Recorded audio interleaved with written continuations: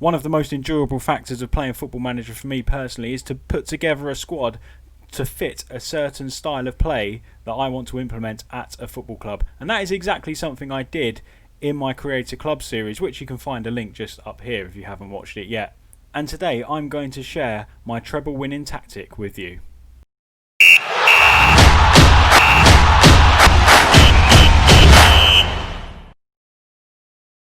In my second season of the save, and admittedly a lot quicker than I first anticipated, we managed to win the treble over in America. We won the MLS Western Conference, we won the MLS Cup, and we won the Supporters Shield as well.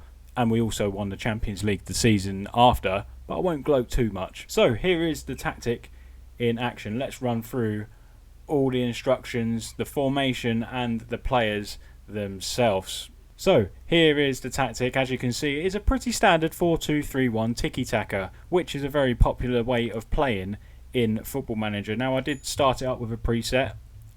I mean, why wouldn't you? You can start literally from scratch if you want. I started from a preset and then I adapted a tactic from there. So Max O'Leary is a goalkeeper that I built into the club. Zach McMath, as you can see on the bench, was one that was already here. But O'Leary was one that I upgraded. And as you can see, he's a 4-star rated sweeper keeper on a defensive tactic. I like to have a defensive role for the goalkeeper, ultimately just to play it a little bit safe at the back. I like to play expressive football and really get forward and try and score as many goals as possible, but ultimately the keeper is your last man 9 times out of 10 between the attacker and the goal, so you don't want him making mistakes. And if you can play it safe as possible, it's the best thing to do, isn't it, with a goalkeeper? You want him playing as safe as possible to prevent conceding goals. I like to play with 2 attacking wing backs, as you can see, Kay and Toya. The idea of them is just to get forward. We've got them set to overlapping as well on the left and right. And with that in mind, we will just jump past the midfield and we'll go to the wingers, because this is a big thing when you've got attacking wing backs, of course. And if you're overlapping, ideally you want your wingers inverted, so they come infield, and the idea with them being inverted is they also get closer to that striker. He's a lone striker, but when we get forward, these boys really get closer to this lone striker. So it's almost like, as you're going forward, it almost adapts to a 4-3-3, and then of course your wing backs will then join in the attack. And the boys are actually doing quite well. I mean, Toya's grabbed himself a goal. Kay's got a couple of goals as well this season. We're about halfway through the season as I record this video, so they do chip in there and they do grab themselves some assists as well, which is handy, of course, as they get forward and just gives defenders another thing or two to think about. So the idea here, I've got an inverted winger on the left hand side and I've got an inside forward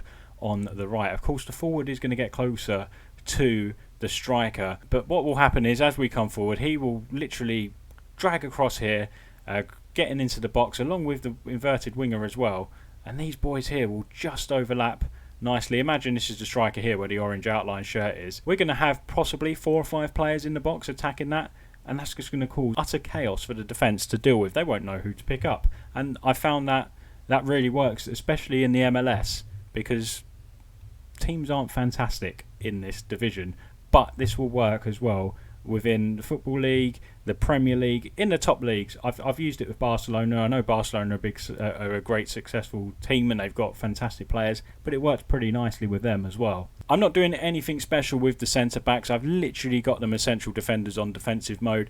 Now ideally I would like you could have a ball playing defender there, and I have done that in the past as well, but because of the players that I've got here, they're not really suited to be ball playing defenders.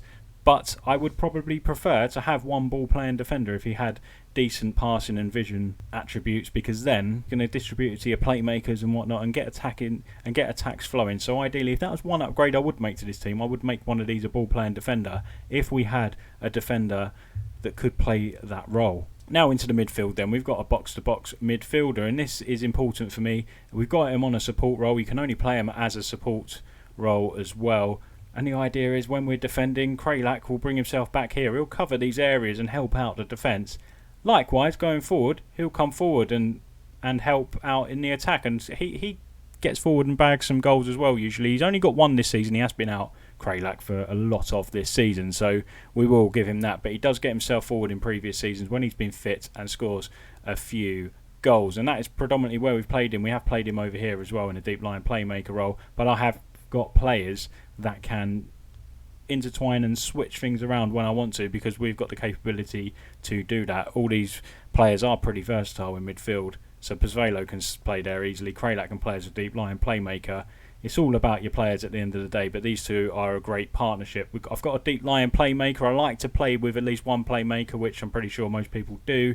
I've got a deep line one in Pozuelo. He's a fantastic player. I have got a PI on him for more direct passes because he's a fantastic passer of the ball. So he looks for these. He actually looks for the wing backs quite a lot of the time who are overlapping. He pings balls out on the right and the left, literally all day long, and he likes to get himself forward as well, even though he's on a support role. But when we are losing the game, we're in trouble. I do just whack him on a advanced playmaker role on attack, and he really does break into the box and grabs himself and goals as well. But he is a fantastic player. If you've got a player with great passing attributes, vision as well, and a bit of flair about them, they will be a great deep line playmaker for you, especially distributing the balls out to the wings. He does try some cheeky ones over to Carranza as well, who is a pressing forward up top, who gets onto them pretty much 9 times out of 10. I'm doing nothing special in the number 10 role. As you can see, we've got Rusnak there. Currently, he's bagged himself 6 goals this season. He's got an average rating of 7.18. He's playing really well in that role. And again, he's just a support. He literally links up the play between the midfielders and the wingers and the striker, really. He just sits in there. He does get into the box occasionally. Not too much. He just likes to supply these boys. And happy days for me, it works. As I said, these boys will come, the wingers will come closer to Carranza. He will sit there and distribute the ball to the I'm going to say 3 forwards when we're attacking, and the wing backs as well. And as I said, it gives us real good options up top, even just having him on a support, because these boys are coming in. He usually draws a defender out, or he's got a midfielder around him, and it creates lots of opportunities. He's a very good player. You ideally want someone that, again, with good passing. If someone's decent, got decent shooting, long range shooting, it's always good to put a PI on him and add shoot more often. Maybe we haven't got a PI on him because he's actually playing well as he is, to be honest. So we don't really need to do that for him. But yeah, again, vision, good passing, and good shooting, they are good attributes to look out for an attacking midfielder, in my opinion. But this suits the tactic. He suits the tactic I want to play now, and he's playing wonderfully. He's got an average rating of 7.18, as I just mentioned, so it's working really well with him there. Another important area of this tactic is I decided to play as an attacking pressing forward, inspired by Jamie Vardy, of course, being a Leicester City fan, because I've seen Jamie Vardy play that role and play it extremely well, so I'm a huge fan of it, and it is very, very effective in FM21. Carranza is an attacking one. A little tip though for a pressing forward: if you are trying to hold on to a lead, nudge him on a defensive pressing forward role. He does really well. He comes back deeper. He does cause havoc. He puts all the defenders under real pressure, and he looks to counter attack as well on a defensive pressing forward role.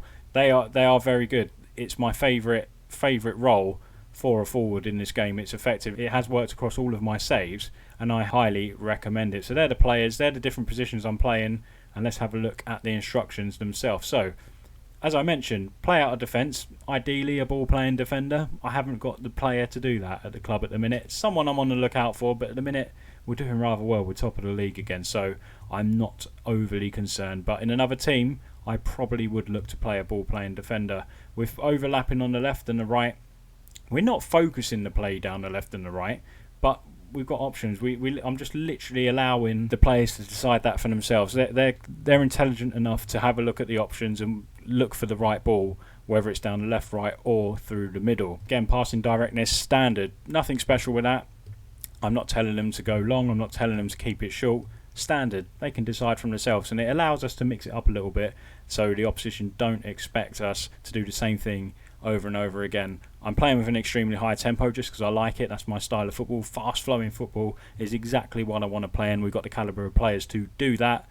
In the final third, I've got work ball into the box. Now, on my lower league save, I don't have that option ticked. I don't even play this tactic, but work ball in the box, we've got the players with great passing I've harped on about in this video, and that's exactly what we do. We allow the wing backs will come up, the midfield will come and join the attack, and we've got players in the box at this stage, and we ping it around into the box, and a lot of the time we score some great goals from it. We do play for set pieces, again, only because we've got some good set piece takers at the club. So it's not really a necessity to play that unless you've got good free kick takers and whatnot. That will really be beneficial to you to hit that button. In transition then, I mean, I think the majority of people I know and videos I've watched, tactic videos, play with a counter press when the possession has been lost, and also play on the counter when possession has been won. Now, when possession has been lost, if you're playing a really good team, for instance, if you're Fulham and you're playing Manchester City, you might want to just put it on regroup rather than counter press them, because you might come unstuck against the big boys when you're counter pressing them, because they might just play right through you. We distribute quickly with the goalkeeper in possession. That is just because I'm playing with a high tempo. I want us to really just not give the opposition respite. Literally, the keeper gets it and he distributes it to the centre backs. As you can see, that's clearly marked as well, and it gets us going right away. It doesn't give the opposition a time just to regroup again.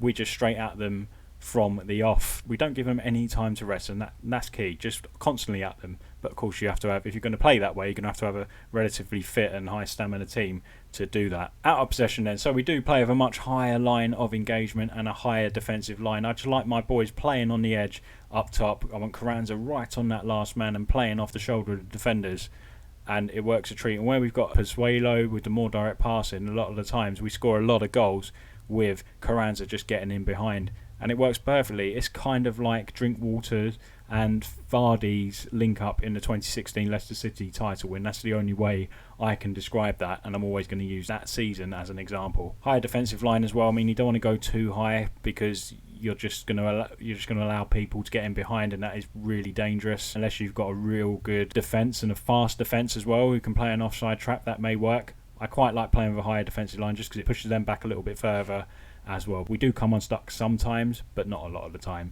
So higher defensive line for me works a treat. I also like, again, the whole pressing thing and the hard work inside that I like to have, prevent their goalkeeper taking a short goal kick, basically. Literally just to stop them from hitting fast counter-attacks and whatnot, because we want an opportunity to get ourselves back when they're going to hit us on the break, because we do like to commit a few players forward.